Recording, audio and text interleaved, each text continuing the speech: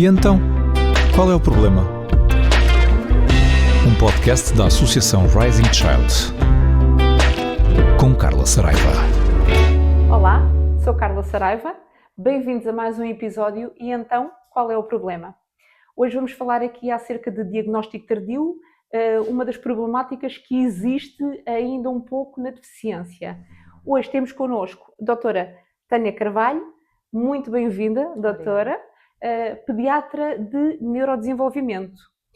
Acredito que nas suas consultas têm chegado bastantes crianças, se calhar referenciadas por educadores ou por professores. Sim.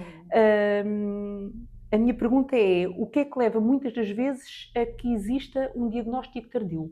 Bem, antes de mais, obrigada pelo convite. Acho que vocês têm feito um trabalho excepcional na área da deficiência e em termos na sociedade e no ambiente destas crianças que tanto precisam, além dos cuidados médicos, também dos cuidados sociais. Eu faço consulta hospitalar, ou seja, as crianças a nós chegam referenciadas essencialmente pelo médico de família, centros de saúde, ou eventualmente alguma criança que chega à urgência e que não tenha sido referenciada antes e nós achemos que deva ser referenciada para a nossa consulta. Atualmente o que é que acontece? Existem um grande número de crianças referenciadas à consulta de desenvolvimento, isto a nível nacional, a nível da região de Lisboa e Val do Tejo também, e o número de profissionais é baixo para o número que as crianças exigem e, portanto, nós não conseguimos ver todas aquelas que nós queríamos e muitas vezes não conseguimos priorizar aquelas que depois vimos a ver que seriam prioritárias. O diagnóstico tardio em desenvolvimento, ou seja, estabelecer um diagnóstico em desenvolvimento é muito difícil. E, ou seja, é uma doença, são patologias crónicas, não são as viroses, não é? Como não é uma constipação. Sim. E são coisas muito sérias de estabelecer. E um diagnóstico de uma criança com patologia de desenvolvimento é uma coisa muito pesada para aquela família, para a escola, para a própria criança. E eu acho que deve haver algum cuidado em estabelecer um diagnóstico. Porquê? Porque as crianças com patologia de desenvolvimento ou com suspeita de patologia de desenvolvimento, quando são apanhadas numa idade muito precoce e referenciadas numa idade muito precoce, têm uma plasticidade imensa, uma plasticidade cerebral importante, cuja intervenção pode ter consequências mesmo no diagnóstico. E estar a rotular uma criança numa primeira consulta, que nós sabemos que demora imenso tempo a chegar, obviamente, mas estar a rotular uma criança logo numa primeira consulta pode ter consequências que não são aquelas que nós queremos nem para a criança nem para a família. E a fase inicial às vezes é um pouco mais complicada. Eu acho que são coisas muito sérias para estabelecer um diagnóstico. Aquilo que eu faço e que nós tentamos fazer é fazer dois caminhos paralelos, ou seja, o caminho da intervenção, portanto temos uma criança com alguns sinais de alarme relativamente ao desenvolvimento. Nós sabemos que muitas vezes não chegamos a um diagnóstico etiológico, ou seja, a própria causa daquela doença que nós estamos a ver, daquela patologia, mas isto não pode impedir a intervenção das terapias naquela criança. E, portanto, tem de ser dois caminhos muito paralelos. Portanto, o caminho da intervenção, que não deve atrasar o caminho do diagnóstico, nós sabemos que é também uma coisa prolongada, e portanto devem andar ambos a par. Acaba por ser ali uma parceria, não é? Um Exatamente, trabalho em conjunto. Sim. Depois o que é que nós vemos? Que às vezes há famílias que não querem de todo ter um rótulo naquela criança, e eu respeito perfeitamente. Há outras que querem ter um diagnóstico sem ainda termos todos os critérios daquele diagnóstico. Isto porquê? Porque sabemos que ter um diagnóstico também abre outras portas, certo, nomeadamente a nível dos benefícios sociais.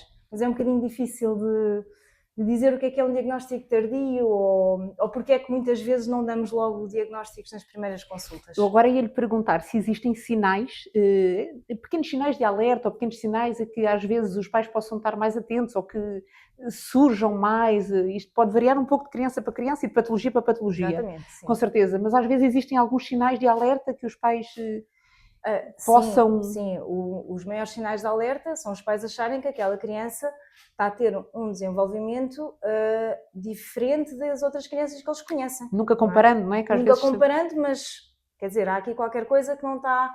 Ou então, ouvir as educadoras, ouvir as crianças que estão na escola.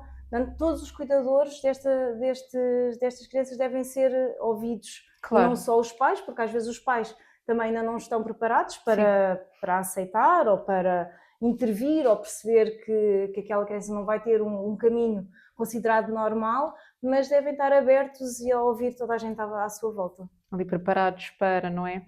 Sim. Como é que costuma ser a trajetória de uma família até receber, portanto, o chegar à consulta e o até receber o diagnóstico? Como é que costuma às vezes ser essa trajetória? Já daquilo que me estava agora a explicar, não é? De estarem preparados. Estarem preparados, todas as famílias são diferentes, não é? E da família em si, portanto, depois eu não sei o que é que acontece nos meses em que eu não vejo aquela criança entre consultas, não é? Acho que existem famílias que me chegam, portanto, a primeira consulta é sempre assim, mais ou menos, estamos ambos a palpar terreno, vá. Claro. A família, a mim e eu também à família, para perceber se foi o médico de família que referenciou e aquela família estava noutra completamente, ou se já achavam que havia ali alguma coisa que não estava a bater certo. Portanto, é um bocadinho de conhecimento, estamos ali na primeira consulta. Quando veio a segunda consulta, já consigo ver mais ou menos 2 padrões. Um género de pais que me chegam e que já começaram a falar com mais pessoas e que viram, também o filho não sei quem, também aconteceu isto, aconteceu... Nananana. Portanto, bola para a frente e vamos intervir e vamos trabalhar com a criança que temos e vamos potenciar este desenvolvimento. Ou então tem a outra vertente também de pais que continuam a dizer, não, mas eu acho que isto vai correr tudo bem sem fazermos nada, acho que vai correr tudo bem. Pronto, isso que às vezes acaba por atrasar também o diagnóstico, exatamente. Porque também é um bocadinho difícil e não podemos quebrar ali a relação entre o profissional e os pais, não é? Ou tentar não quebrar, porque se eu disser uma coisa a uns pais que não estão à espera e que não querem ouvir, eles podem abandonar e isso pode ser também prejudicial para aquela criança. Era aí que eu agora queria chegar. Portanto, acaba por haver ali um atraso por parte dos pais quando não há bem esta aceitação do diagnóstico. Também. E isso também. acaba também por prejudicar claro. ali Sim, um pouco... acho que cada vez menos, ao longo dos anos, acho que cada vez menos. Acho que tenho mais também, por se começa-se a falar um bocadinho mais sobre estas patologias do desenvolvimento, se calhar também graças às redes sociais, não é? A parte também ajuda. Também ajuda, para o bom e para o mau. Mas continuam a haver pais que não querem saber, não querem ouvir. A aceitação, não é? Sim, não é depois fácil. Às vezes tentamos ou pelas escolas ou tentar por outros meios, porque no fundo aquela criança vai ser prejudicada. Tem que se ajudar de alguma forma. Sim. Exato. Como médica, e isto se calhar é um desafio, quais são as principais barreiras que podem haver dentro do sistema? Primeiro, a chegada, não é? Às consultas. A primeira barreira está nos cuidados de saúde primários, não é? A quantidade de famílias que não têm médico de família, portanto não têm um acompanhamento regular por profissionais de saúde que olhem neste caso, para as crianças, para os filhos e que nos façam chegar, não é? Portanto, essa é a primeira barreira que existe. Depois, obviamente, as consultas de desenvolvimento hospitalares têm um número muito reduzido de consulta hospitalar e a nível particular sabemos que são consultas muito dispendiosas. Portanto, outra barreira. E depois as terapias que fora do Serviço Nacional de Saúde são também muito dispendiosas. Dentro do Serviço Nacional de Saúde são muito escassas. Nas escolas acho que também já está a haver outro tipo de trabalho, mas também os terapeutas também estão ocupadíssimos com cada vez mais crianças. Portanto, acho que vai havendo barreiras em vários níveis. Os apoios sociais também às vezes não chegam e precisam de uma burocracia imensa para conseguir chegar a uma família. Portanto, isto acaba por haver ali várias barreiras, né, que acabam por também prejudicar em si a criança. Sim. Aqui, para apoiar um pouco os profissionais, uma vez que de saúde, que muitas vezes são os primeiros, de que forma é que se poderia fazer uma identificação mais rápida? Seria através dos próprios pais, das escolas? De apoiar os profissionais de Sim. saúde, formação. Formar as escolas, formar educadores, formar auxiliares, formar professores. Temos aos profissionais que chegam, que trabalham, que estão diariamente com as crianças, têm de ser formados nesta área. Seria o ideal, não era? Seria o ideal. Para Sim, se poder sim, cada sim, vez sim, mais sim, ter sim. uma resposta mais Sim. rápida. Como é que a tecnologia pode combater o diagnóstico tardio? Ou já existe alguma forma de combater? A tecnologia para os pais, para A nós, nível de profissionais. portanto, a patologia de desenvolvimento são patologias que não existe uma análise que lhe diga esta criança tem uma perturbação do espectro do autismo. Ou, pronto, existe o diagnóstico que ainda assim pode ser o mais comum em termos orgânicos, é o diagnóstico genético. Mesmo assim, abrange ali 10% dos casos, mais ou menos. São casos muito mais raros. Sim.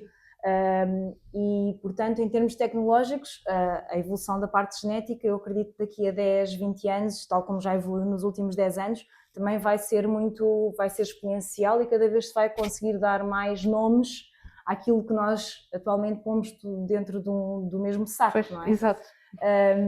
Porque atualmente nós diagnosticamos pelas manifestações, não é? E não pela alteração ou da ressonância magnética, ou da genética, ou da nenhuma, não é? Categorizamos pelas manifestações. Em termos dos pais, eu acho que aqueles pais que têm menos acesso ou menos crianças para comparar, pronto, a parte das redes sociais também vão conseguindo ver alguma coisa e conseguem alertar outro profissional, a dizer, olha, veja lá se está tudo bem, ou se esta criança precisa assim de ser vista de outra maneira. Existe assim alguma história positiva que se lembre, algum diagnóstico assim precoce que se lembre e que tenha feito mudar se calhar a sua forma como profissional? Eu acredito muito na intervenção precoce e tento passar isso aos pais, ou seja, como disse há pouco, acima de tudo nós temos de trabalhar com aquela criança que temos à frente e não com o rótulo que ela tem em cima. E acredito muito na intervenção o mais precoce possível, inclusive em crianças que estão em risco de ter patologia do neurodesenvolvimento e não que já a tenham, porque nós sabemos isto, nós sabemos que até aos 5 anos o cérebro é mesmo muito plástico e que a intervenção pode até alterar o diagnóstico de uma criança até aos 5 anos. Neste caso, ajudar a desenvolver e sair claro. de uma vertente de patologia de neurodesenvolvimento para outra mais ligeira. Certo. Nós sabemos disto, nós sabemos o exemplo mais comum é dos grandes prematuros, não é? Que nós sabemos que são muito imaturos, não é? Quando nascem e que vão são se calhar as crianças que são apanhadas mais precocemente, estimuladas, não é? Com a fisioterapia, com a terapia ocupacional, e que muitos chegam à idade escolar quase sem consequências da sua prematuridade. Certo. E portanto em todas as outras crianças que não têm este fator de risco biológico, também deve ser o correto a fazer, é fazer a intervenção. Tem alguns casos, felizmente, senão não continuava. Sucesso, claro. Senão não continuava a trabalhar nesta área, porque efetivamente às vezes é um bocadinho duro, não é? Mas destes casos de crianças que são referenciadas numa idade muito precoce, em que depois, pronto, os casos mais comuns são aquelas que não estão ainda inclusas na escola e, portanto, só o facto de irem para a escola muda Já logo faz um diferença. bocadinho as suas manifestações, depois mais uma terapia ou outra, capacitar os pais, e acho que temos tido alguns sucessos. Claro. Aqui como sociedade, o que é que acha que podemos fazer para apoiar estas crianças, estas famílias, estes pais? Não sei, eu acho que a sociedade, portanto, eu acho que aqui na parte das crianças tem de ser as escolas, a sociedade acho que tem de ser mais as escolas, que é onde elas passam a maior parte do tempo. E vê-se que ainda existem os profissionais que ainda não estão abertos, ainda não estão capacitados para estar a lidar com estas crianças diariamente, porque obviamente é cansativo, nós sabemos, são muitas crianças na escola, mas eles são os principais motores para estas crianças em termos da sociedade. Portanto, eu acho que seria capacitar as escolas, formar as escolas, se calhar diminuir o rácio de profissional para criança, também para também melhorar as condições de trabalho destas pessoas. Sim, apostar ali também um pouco mais nos próprios profissionais. Sim. Hoje então ficámos aqui a conhecer um pouco mais acerca do diagnóstico precoce, que é bastante importante. Muito obrigado por ter vindo, doutora Tânia. Sigam-nos nas nossas redes sociais da Rising Child e no canal do YouTube para poderem ver os nossos episódios. E então, qual é o problema? Um podcast da Associação Rising Child com Carla Saraiva.